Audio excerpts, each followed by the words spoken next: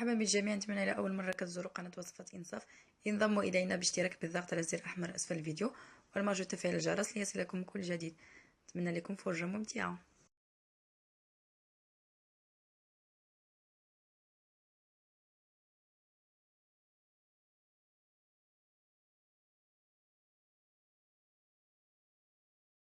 السلام عليكم، مرحبا بكم متابعين قناه وصفات انصاف. كنتمنى تكونوا بخير وعلى خير وصحه جيده ان شاء الله الرحمن الرحيم. اقتراح اليوم حلوه الدوازتي بالكاوكاو ومنسمه بالقرفه. هذا الاقتراح كيجي لذيذ ورائع، نتمنى تتبعوا معايا الفيديو حتى الاخير. عندي هنا في المقادير 500 غرام ديال الزبده مذابه، عندي هنا كاس مع مرش ديال الزيت، كاس مع مرش ديال السكر حبيبات، عندي واحد المعلقه صغيره ديال القرفه، 200 غرام ديال الزنجلان محمر، 200 غرام ديال الكاوكاو محمر ومهرمش، عندي هنا كيلو ديال الطحين، واحد خماره ديال الحلوه من وزن 8 غرام، وغنحتاج شويه د الملحه. غندوزو دابا نشوفوا المقادير وطريقه التحضير. نبداو على بركه الله. اول حاجه غادي نكب ديك 500 غرام د الزبده اللي درتها ذوبات وخليتها تبرد في الكسري فاش غنخدمو. غنضيف عليها كاس مع مرش ديال الزيت وكاس مع مرش ديال السكر. بالنسبه للعبار الكاس د العنبه ضفت عليها شويه د الملحه. غنضيف عليها واحد المعلقه صغيره ديال القرفه، ضروري هاد النكهه د القرفه كتعطينا واحد النكهه جميله لهاد الحلوه. غادي نخلط هاد المقادير مع بعضها، خلط الزبده والزيت والسكر والملحه والقرفه، وغادي نضيف 200 غرام ديال الزنجلان اللي محمر و200 غرام ديال الكاوكاو محمر ومهرمش. بالنسبه للجنجلان نخليوه صحيح، والكاوكاو نهرمشوه نحمروه بقشورو ونزولوا ليه نص القشره ونص نخلوها ونهرمشوه. نخلط هادشي مزيان وغادي نضيف خماره من وزن 8 غرام، خماره د الحلوه، وغادي نبدا نضيف الطحين لابد نغربلوه. نبدا نضيف شويه بشويه حتى نشوف القياس اللي غتاخد ليه هاد العجين ديال الطحين. وغالبا كتاخد هاد العجين كيلو ديال الطحين.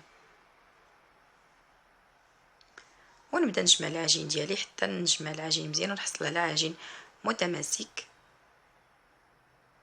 وانا كنضيف الطحين الا خاصني الطحين.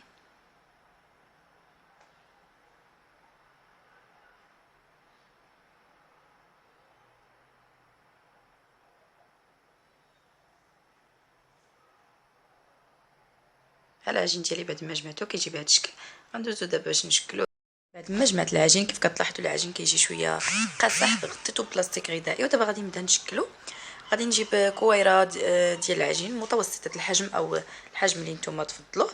غادي نحاول نشكل بها كويرات كما قلت متوسطه الحجم بهذا الشكل. وغادي نبدا نطبعها بواحد الطبع على شكل ورده ولا اي شكل نتوما تحبوه، ونحطها في صينيه الفرن اللي رشيتها بشويه ديال الطحين. ما نديرو لها لا زيت لا والو، نرشوها غير بالطحين ولا نديرو لها ورق الطهي وصافي. غادي نستمروا بهذا الشكل حتى نكملوا العجين اللي عندنا كله. بدا نطبع فيه بديك نكورو كويرات متوسطه الحجم ونطبعوا بالطبعه اي شكل تطبع القطعه او الطبعه عندكم بحال. وهاد الحلوه فعلا كتجي بنينه مع ديك النسمه ديال القرفه والكاوكاو والزنجلان، كتجي رائعه وهشه جدا. نتمنى انكم تجربوها وغادي تشوفوا بنفسكم كيف كتجي هاد الحلوه الدوازتي بسيطه ديال كل نهار ولا مره نديروها تكون عندنا في البيت، علاش لا. وانا غنستمر بهذا الشكل تنكمل، ومن بعد غادي ندو الحلوه ديالنا للفران باش طيب.